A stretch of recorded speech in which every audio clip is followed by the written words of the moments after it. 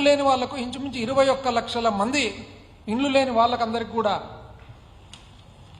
ఇండ్లు కట్టేది ప్రారంభం చేసిన మాట వాస్తవమా కాదా? ఇవే కాకుండా జగనన్న వసతి దీవెన, మరి వైఎస్ఆర్ సున్నా వడ్డీ పంట రుణాలు, doctor YSR free crop insurance, input subsidy, మత్స్యకార భరోసా, సున్నా వడ్డీ, వైఎస్ఆర్ బీమా, వైఎస్ఆర్ కాపు నేస్తం, నేతన్న నేస్తం, అదేవిధంగా జగనన్న చేదోడు, లా నేస్తం, వైఎస్ఆర్ వాహనమిత్ర, డాక్టర్ వైఎస్ఆర్ ఆరోగ్య ఆసరా, ఎంఎస్ఎంఈ రీస్టార్టు, అగ్రిగోల్డ్, ఒక్కసారి అర్చకులకు, ఇమాములకు, మౌజంలకు గౌరవ వేతనము, అదేవిధంగా కోవిడ్ కార్డు హోల్డర్లకు కోవిడ్ అసిస్టెన్స్, ఈబీసీ నేస్తము, ఆరోగ్యశ్రీ, కళ్యాణమస్తు, ఇవన్నీ చేసినామా లేదా?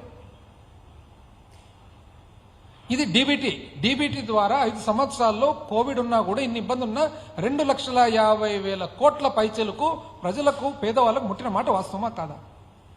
డీబీటీ కాకుండా జగనన్న తోడు, జగనన్న గోరుముద్ద, జగనన్న సంపూర్ణ పోషణ, జగనన్న విద్యా కానుక, మరి ఇంటి పట్టాలు, వైఎస్ఆర్ కంటి వెలుగు, అదేవిధంగా ట్యాబులు, పిల్లలకు ట్యాబులు, పీడిఎస్ రైసు, మరి పవర్ సబ్సిడీ, ఇవన్నీ కూడా కలిపి 1,70,000 కోట్లు రెండు చేరితే 4,23,000 కోట్లు ప్రజలకు చేరిన మాట వాస్తవమా కాదా? ఈరోజు మీరే చూసుకోవాలి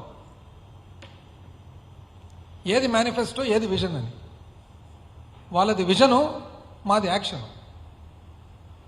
మేము యాక్చువల్గా అమలు చేసి చూపించినాము, వాళ్ళని విజన్. ఇది కాక ఏమన్నా ఎందుకు మీరు చేయడం లేదంటే కొత్తగా నేర్చుకున్నారనమాట సర్వరోగ నివారణ. ఏమనంటే మీరు విధ్వంసం చేసినారు, మీరు నాశనం చేసినారు, మీరు వినాశనం చేసినారు. ఓ నాశనం వినాశనం, ఇది ఎట్లా వస్తుందో కానీ వాళ్ళకి ట్యుటోరియల్స్ ప్రతి ఒక్కరు ఇదే, కింద కార్యకర్త నుంచి పై వరకు కూడా అందరు ఇదే వర్డ్సే. 3 వర్డ్స్ అంటే 3 పదాలు వాడతారు. పోనీ ఏం జరిగింది? మా ఈనాడు 5/4/2022 మరో శ్రీలంకగా రాష్ట్రం. ఈ విధంగా చూద్దాం. మరో శ్రీలంకగా రాష్ట్రం. శ్రీలంకలో ఏపీ దివాలా తీసినట్లు సీఎం ప్రకటిస్తారేమో.